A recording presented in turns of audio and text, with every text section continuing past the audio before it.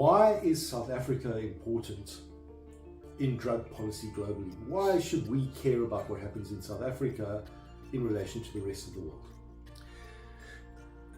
South Africa, to me, is one of the most important places in the world in terms of talking about drug policy, because, as we've just said, racism is in the DNA of our drug laws. It's why they were created. It's essentially American domestic racism exported around the world through an aggressive foreign policy. That's the laws that we've got. I know, of course, you can argue that with the British making cannabis illegal in 1923, there's also a colonial aspect in terms of South Africa. But I'm talking about the actual impact on certain groups of people. Now, in the UK, black people are in the minority, and they are 10 times more likely to be stop searched for drugs than a white person. 10 times. That is an extraordinary fact. Extraordinary. That's even higher than in the USA in terms of disproportionality. But of course, we've seen how it plays out in the USA as well. But we're talking about minority populations. Now, it's important for South Africa because it's the same ethnic demographic which are being most targeted in South Africa. But the difference is that they are the majority.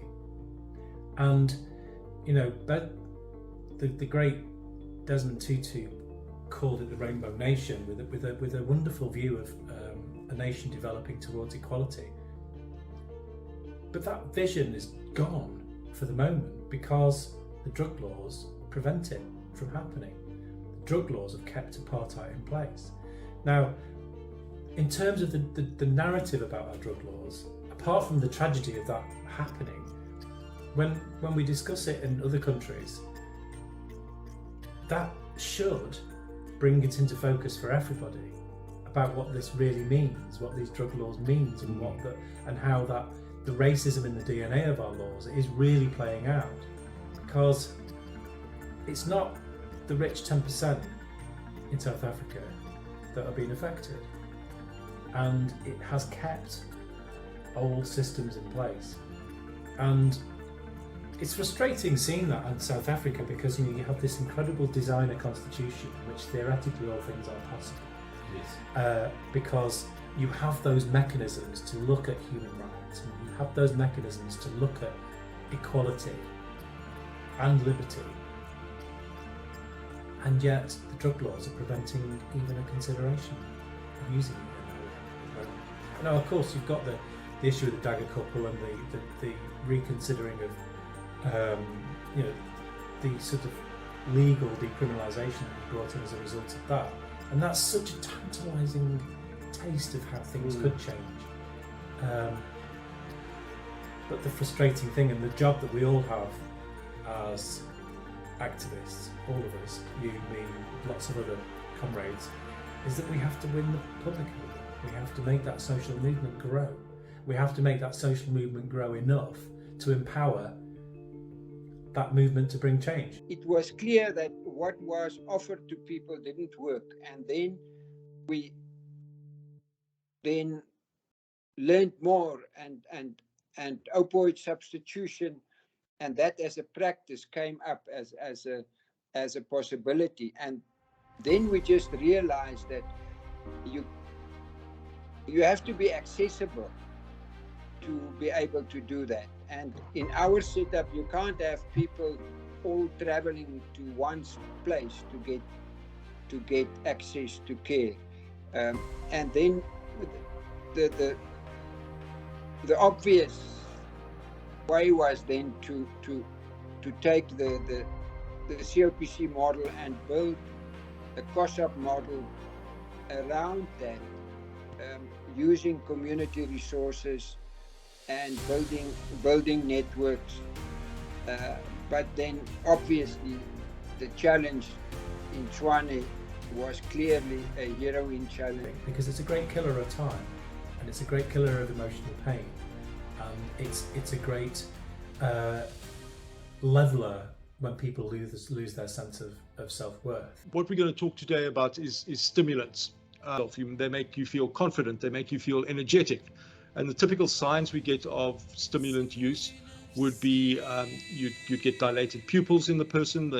That's something which you can see quite common, which is the exact opposite of people who use heroin, which you get the pinprick pupils. In stimulant use, you get the wide open pupils that try and take everything in. You've got a lot of energy, and most stimulants work on the dopamine system.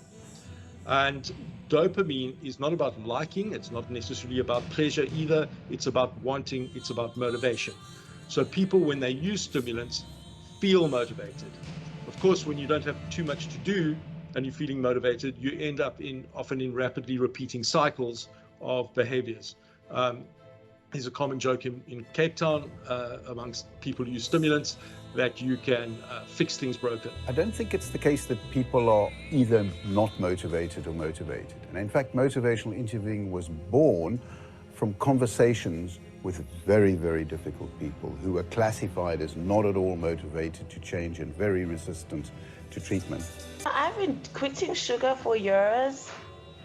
And when I say years, I mean I'm in the process. Generally I want to, and I believe in my goal that I'm gonna just decrease it and I'm gonna quit it. So, but like, it's just, I don't know, between the thought of it and then the thinking that I'm really doing it and then the action, somewhere there, I think I'm in the contemplation stage. The first thing you do is encourage them and say to them, you can change and this is possible. The changes that you want are not something that you can't do. And often people have heard the message that once an addict, always an addict. It's simply not true. There are lots of people who resolve their addictions either through moderation or by stopping the drug they use. And a lot of my experience was about developing the empathy for those people I was coming across, people who were using drugs problematically, but also further up the chain, people who were actually dealing drugs as well. So you could argue that it's quite easy to develop sympathy for those people who are self-medicating and get themselves into trouble because of that self-medicating. That's one step, that's quite easy. But the people up the chain who are either dealing because they are dependent and they are being exploited by organised crime, or they're further up and they're not actually using drugs themselves, but they're still a feature of societal exploitation. And the best example I give of it, I think, is it was in Leicester. The first time I bought heroin from a child. And in the UK now, that's not unusual. In fact, you are more likely to be buying heroin and crack cocaine from a child than you are an adult now. But that was back in 2001, this child, and it was very unusual then. And when I met him, he was 16. And he was a nice 16-year-old. You know, he had a good sense of humour. You could laugh with him. But in 6 months, he developed from this sweet 16-year-old into a terrifying 17-year-old. And the reason that he did that, and I saw his personality change over the space of 6 months, was that because he was being instructed by his peer group, and he was adapting to the requirements of the marketplace in which he found himself. And by the end of it, I remember very near the end, we were walking down the street, I was buying some heroin from him, and we were walking past the lamppost, and he just smashed my head into this lamppost. He was just letting me know who was boss. Now, that poor kid, he was being taught by older boys, but he was being taught to survive. Because he wouldn't survive in that marketplace unless he could learn to be potentially intimidating, potentially violent, unless he could fit into that ethos that his peers were dictating to him. Because if he didn't do that, then he would be the people who were grassed up, because it's the least intimidating people get grassed up by police informants. If he didn't learn to be intimidating, he wouldn't keep hold of the territory, and he wouldn't be able to find that money which he was subsisting on. So this was one of the horrific things that I realised, is that we are changing the personality of our young with this policy. We are, and the ramifications for that, and the ripples in the bigger pond of society that come from that are extraordinary, because that young man was probably a father now, and his personality was changed by the scenario, by the situation in which he found himself. And he found himself in that situation for broader societal reasons, for socio-economic reasons, or simply because in his community young men like him were being corrupted. And we've caused this. We have caused this by our laws. We have caused this by our policy, because that doesn't happen in legal markets. It just doesn't. And the beauty of it is that you find yourself stripping away things that are less helpful and potentially very harmful, like blaming, labeling people, trying to jump in and persuade them about